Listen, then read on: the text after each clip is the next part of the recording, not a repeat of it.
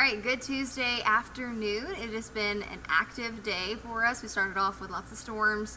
Of course, me and meteorologist Megan Hanna have been tracking it, mainly Megan this morning, and then this afternoon. Of course, we have thankfully not seen any more tornado warnings. After this morning, we had that one confirmed early today, but now we're kind of in the clearing for central Mississippi. And for parts of southeast Mississippi, that's where we're expecting some storms to still have that severe potential. Yeah. Well, earlier this morning, here's what sounded the alarms for a lot of folks around the metro as well as Tri-County area. Confirmed tornado near Learned, Mississippi. Again, that's in western Hinds County. It already was rated an EF0 tornado, 75 miles per hour winds. The track was just under 2 miles. So again, we've had a lot of damage reports from the system.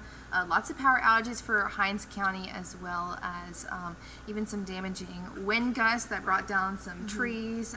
So again, we'll continue to learn more about this area in particular, but that happened early this morning. We really haven't seen anything since. Yeah, no, this is the only confirmed storm. Like Megan said, though, lots of power outages, and thankfully those have been improving all day long, so those crews are out and they're working, so just give them, be patient, give them some time, but we do know that those gusty winds within those thunderstorms and that line of storms cause some damage as well, but I think we got away pretty good just having one confirmed storm, and thankfully the National Weather Service already surveyed that damage, so we found out it was a weak EF0. The rest of your afternoon, though, looking quiet and still warmer than average, although the front has moved through. It's going to take some time for that cool, dry air to push in. So this evening, we'll see 60s around eventually by 9 o'clock, 60 degrees, partly cloudy, and lows will be comfortable and cool. We are going to see that big cool down, though, later in the week. Yeah, it's still going to be warm today, especially for our friends in the southern portions of our viewing area. Again, they're getting that front a little bit later, so close to 80 degrees this afternoon in Columbia. Again, it's going to be a little bit muggy as well with the rain around and the moisture. Again, because those friends, especially in the Pine Belt, are what we're tracking for the severe weather risk. And again, that's going to go until 6 o'clock tonight, and it's mainly for the Pine Belt. A couple of our southernmost counties, including Pike and Walthall, but mainly most of us are going to be in marginal level 1 risk. Again, Jackson Metro isn't included in that. Mainly our counties south of I-20 and east of I-55. Level 2 risk for some of our Pine Belt counties, including Jones, Jasper, as well as Wayne County, tracking those damaging winds still with this. And still there is a small threat for tornadoes as well as hail. Again, not zero, so we can't rule it out. Absolutely. We want you to still stay on your guard. The worst of the storms are over for the Jackson Metro, but for our folks in southeast Mississippi, we still need to watch out for some of these isolated storms. With the heating of the day, we could see some of those storms reaching severe limits. And again, tornadic threat is low, but not out of the question. It's not zero. So make sure you have your alerts on. You have that plan in place just in case we have to give you the alert of any severe thunderstorm warnings or tornado warnings, of course. Now, with that being said, we still have a tornado watch. This was a new watch issued after the one this morning expired. Just a couple of hours ago, we had a watch that was issued for just two of our counties in southeast Mississippi. That is Wayne County and Perry County until 6 p.m. Again, this is mainly encompassing parts of central and western Alabama, but we are going to see some of those threats through the afternoon. Very isolated in nature, but notice these storms, if they do develop, they get going, and they could pack a little bit of a punch for friends, even like Megan said, in Pike and Walthall County, where we have the marginal risk. Just because you're in a marginal and not a slight doesn't mean you're out of the risk area. Don't get too caught up in that.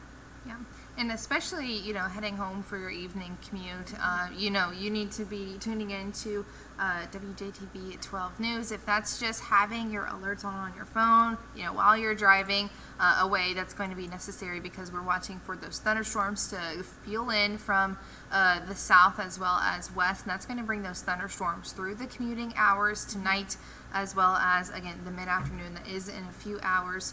So that's really the main time frame, middle to later parts of the afternoon.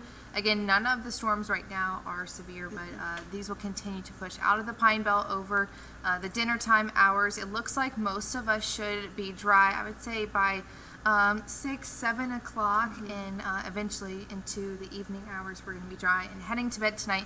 Thankfully, no severe weather risk. Yes, absolutely. The risk is over. It's been a long and active 24 hours. We've had all of Storm Team 12 covering these storms since early this morning, and we've been tracking them throughout the afternoon, thankfully weakening throughout the day as well. But this is the second wave we were talking about, a little bit less potent, but we can't rule out some of those storms, ramping up with the heating of the day.